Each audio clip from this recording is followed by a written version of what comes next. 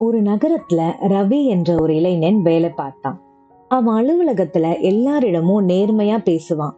ஆனா அவன் உண்மைய சொல்லும்போது சில நேரங்கள்ல கடுமையான வார்த்தைகளை பயன்படுத்துவான்.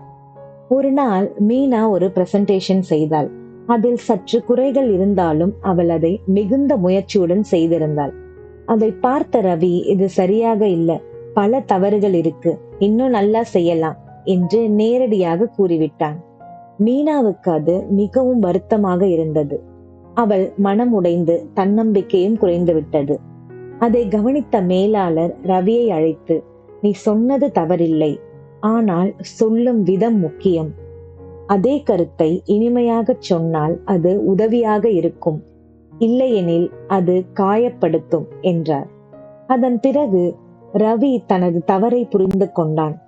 மறுநாள் அவன் மீனாவிடம் சென்று, நீ நல்லா முயற்சி பண்ணிருக்க, இன்னும் கொஞ்சம் மாற்றினா இது இன்னும் சிறப்பாக இருக்கும், வேண்டுமானால் நான் உதவுகிறேன் என்று மென்மையாக சொன்னான்.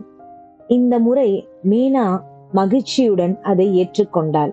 அவளது வேலை மேலும் சிறப்பானதாக மாறியது. குறள்: வாய்மை எனப்படுவது யாதெனின் யாதொன்றும் தீமை இல்லாத சொலல்.